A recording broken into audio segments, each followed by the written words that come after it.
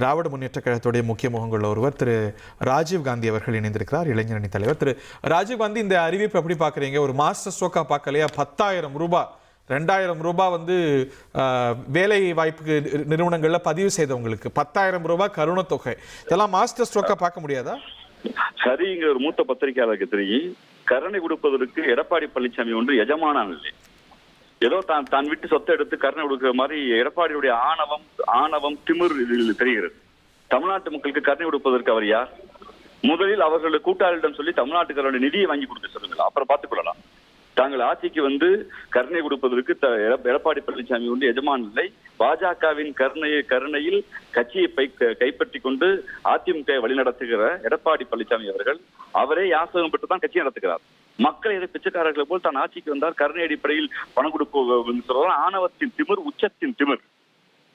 அந்த வார்த்தையில உங்களுக்கு பிரச்சனையா இல்ல இந்த திட்டத்துல பிரச்சனையா? அது திட்டமா வரல. இது திட்டமா வந்திருந்தா உண்மையில வரவேற்றிருப்போம். நாங்க தொடர்ச்சியாக சமூக நிதிகள் போட்டி போட்டு மக்களுக்கு சேவை செய்கிற இயக்கங்கள் திராவிட இயக்கங்கள். ஆனால் திராவிட இயக்கம் கருணைங்கிற வார்த்தையை பயன்படுத்தாது. அப்படி என்றால் எடப்பாடி பழனிசாமிக்கு மக்களுக்கு செய்கிற எண்ணம் இல்லை. தான் எஜமான், தான் கருணை போடுகிறேன், நீங்கள் வாங்கிக் கொள்ளுங்கள் என்று மக்களை உதாசனப்படுத்துகிற செயல்தான். நாங்கள் எத்தனையோ திட்டங்களை கடந்த காலத்தில் திராவிட இயக்கங்கள் திட்டத்தை, அதிமுக திட்டங்களை ஆதரித்திருக்கிறோம். ஆனால் ஒரு திட்டத்தில் வெறும் வார்த்தை தானே கடந்து போக முடியாது. ஒரு திட்டத்தில் தான் வார்த்தையில் தான் கொடுப்பவருடைய எண்ணம் இருக்கும். நாங்கள் எல்லோருக்கும் எல்லாம் என்கிறோம், சமூக நீதி என்கிறோம், மகளிர் உரிமை தொகை என்கிறோம். மகளிர் உரிமை தொகையை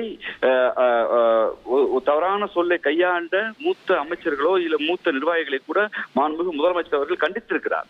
அப்படி ஆட்சி நடக்கிற நாட்டில் ஒரு சுயமரியாதை வடிவமாக இருக்க தமிழ்நாட்டில் ஒரு மனிதர் வந்து நான் கருணை கொடுக்கிறேன் என்று சொன்னால் அதுக்கு என்ன பொருள்? அவருக்கு தமிழ்நாடும் தெரியவில்லை, தமிழ்நாட்டு மக்களுடைய சுயமரியாதை உணர்வும் தெரியவில்லை. தந்தை பெரியார் கற்பித்த சுயமரியாதை திட்டத்திற்கும் எடப்பாடி பழனிசாமிக்கு சம்பந்தம் இல்லை என்பதை இந்த அறிவிப்பு காட்டுவதாக நான் பார்க்கிறேன். அந்த இயக்கத்துடைய ட்ராக் ரெக்கார்ட் பார்த்தா இலவச திட்டங்கள்னு சொல்லக்கூடாது, விலையில்லா திட்டங்கள்னு சொல்லணும்னு சொல்ற கட்சி தானே அது.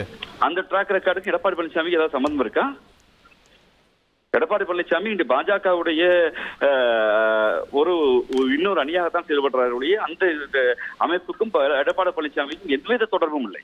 இப்ப இந்த திட்டங்களுக்கெல்லாம் மத்திய அரசுடைய உதவி, கூட்டணி கட்சி தோழமை அப்படிங்கிற அடிப்படையில் அவங்க ஆட்சிக்கு வந்தா உதவும் தானே இந்த உறவு? இரட்டை இன்ஜின் அரசாங்கம் எந்த ஊரில் நடக்குமோ இல்லையோ தமிழ்நாட்டுக்கு அது டப்பா இன்ஜின் தான். அதைத்தான், அந்த ஆசையைத்தான் அவர் காட்ட விரும்புகிறார். எந்த மாநிலத்தை இப்படி கொடுத்தாரு கேட்டு சொல்லுங்க.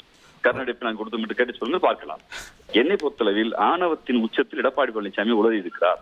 தான் எஜமான் என்பது போல் தான் சிலுவம்பாளையத்தை எஜமான் என்பதை நிரூபிப்பதற்காக செயல் செய்திருப்பதாக நாங்கள் பார்க்கிறோம். இது ஒரு தாக்கத்தை ஏற்படுத்தாத இந்த பெயர்கள் பத்தின விமர்சனம் எல்லாம் புரிந்து கொள்ள முடிகிறது. பட் இது வந்து 10,000 ரூபாயா 2,000 ரூபாயா அப்படின்னு இவங்க அறிவிக்கக்கூடிய அறிவிப்புகள் ஒரு கேம் சேஞ்சரா மாறாதா?